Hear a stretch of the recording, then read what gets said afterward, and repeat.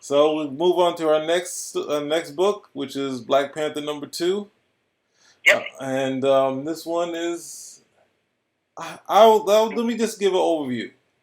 I don't think. And by #2, we know exactly what that means.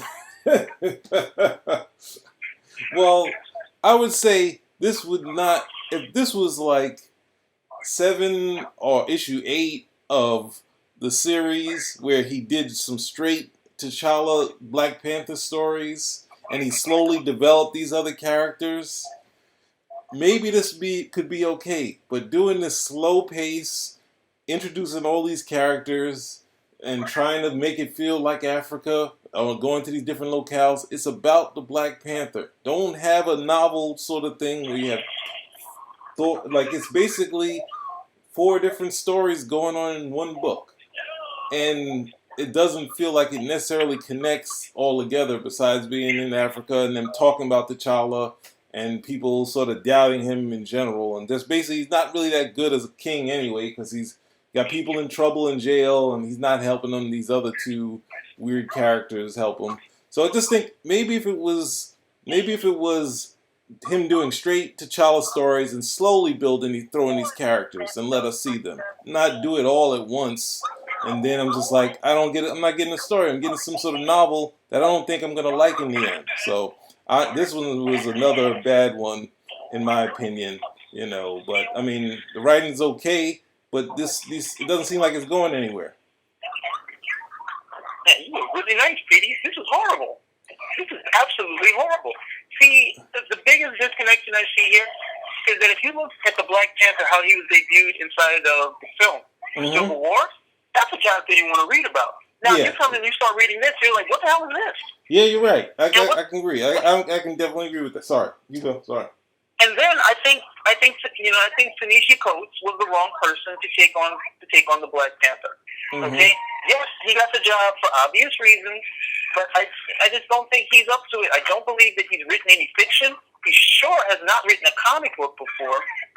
And I think this is just too much. This is out of it. I mean, this guy comes on. This is his first time a Black Panther, and he's writing what is officially the Fall of Wakanda storyline. So I'm like, where do you come from this? After this Wakanda Falls, what are we going to have now? Another 8 issues of T'Challa being a man without a country or something? They've already done this. He had already been out of Wakanda for a long period of time where he was like in Hell's Kitchen taking over for Daredevil. Fury was on the throne at one point.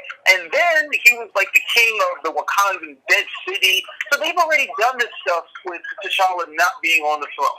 What you really want to do is repatriate him to the throne, and instead you're not doing that. It's such a waste. And the irony is just not lost upon me that, Wakanda is supposed to be this place with an incredibly higher standard of living, with medicine that's more advanced than any other civilized nation on the planet. And we get a black writer to write one of the most prominent black characters. And what do we get? We get a story about a war-torn African country. It's just, the irony shouldn't be lost on anyone. It's such a disappointment and a waste of time at the end of it.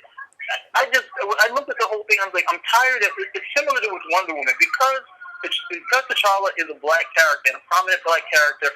Of course, we have to deal with, we have to deal with race issues. We have to deal with the politics.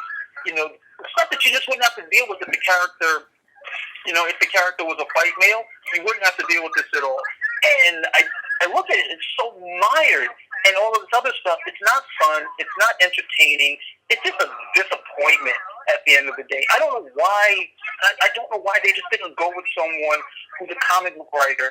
Okay, somebody who would have some affinity for it, and really just put the best person on the book. I would have tapped Christopher Priest, who did a wonderful job. I don't know if he would have done it, but it's just a big mess. A big ugly mess at the end of the day. And the art sucks. The art does not suck. Whatever. Anyway, the art is the only thing that's keeping me in there. The art is serviceable. The art is good. The story is bad, so it's not bringing anything to it. I would also say something that you were saying reminded me that you have Black Panther in Civil War, which is an enjoyable, fun character. A lot of fights and fun stuff happening. It's like that's mainly what we want to see. What they did was give us a big sell on this. Now, this was a New York Times writer, like this journalist, and it's like, okay, this is the buzz of getting someone in there, and he's black, and it's like, okay, we don't really care what he's doing. We just sold it. We get you a gimmick that you can buy into, and now we have a dreary Black Panther comic. With some. Well, I like the first cover. I didn't really like this other cover with this weird paint. It didn't really matter. It's just like not symbolic of anything. It's just. It's dreary. It's dank. It's depressing.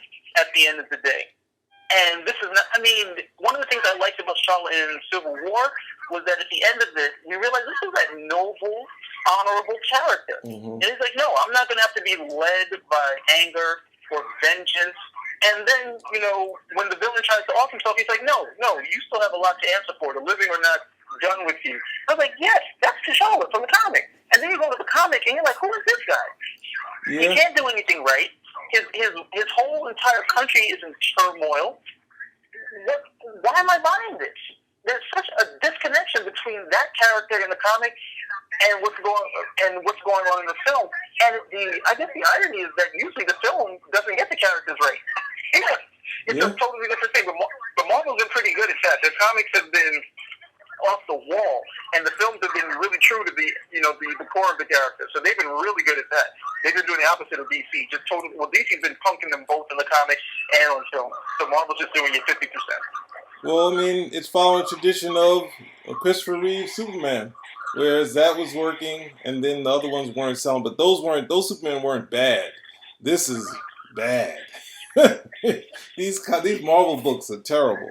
You can at least look at a Superman comic from that point and say, well, it's not as exciting as Marvel, but, it's here, it's okay. Maybe Superman needs some better villains, but otherwise. But yes, I mean, my overview initially is just to say, well, what could make this work? And say, don't bring in all these new characters.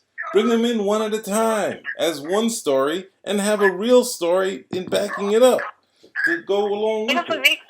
He doesn't even need the new characters. There's plenty to choose from. Yeah, there's that too. He doesn't even need to. Yeah, it's sad.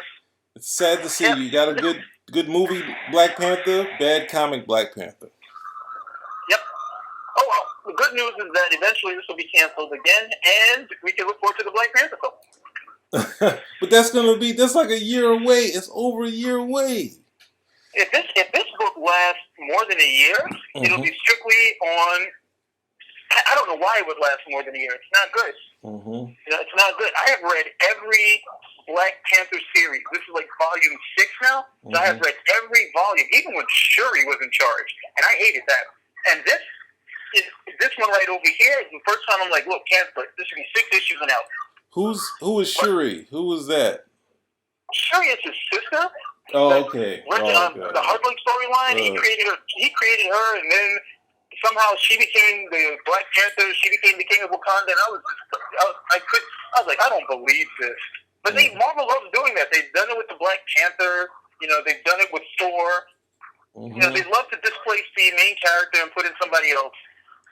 They've done it with Captain America. They just haven't made Captain America female yet. Eventually, they'll get around to that. Huh? It'll be Sharon Carter. Sharon Carter is Captain America. Pepper Potts is Iron Man. No, that's right. You heard me correctly. Not Iron Woman, Iron Man. That's how that'll go. But this is the first run. This is the first one. I have no interest in it. I want it to be over. I want them to start again and get it right. And it's so sad because this Black Panther #1 was the #1 selling book. Oh yeah. That was the #1 selling book.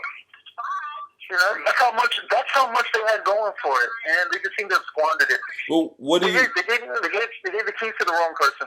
What do you say about the online, account of saying how great it is? Now I don't know if all those crazy people saying that this is great, this is perfect, finally done right, all that stuff. They always say that. I mean, if you want to find somebody who's going to be light or light touch when it comes to a review, look for a comic book review. Don't give 8s and 9s to books simply because they were staples. Yeah. Yeah. It's been that way for a long time. Sorry, sorry, other reviewers. Even though we're reviewing stuff, not to say that we're any better, but come on, guys. No, I mean, the comics, they're such a soft touch. And part of the reason why they are I don't know why they're such a soft touch, but I mean, you told me this too. If you're somebody like a Greg Pak, and, you're wondering, hey, I wonder how I'm doing on my Superman run.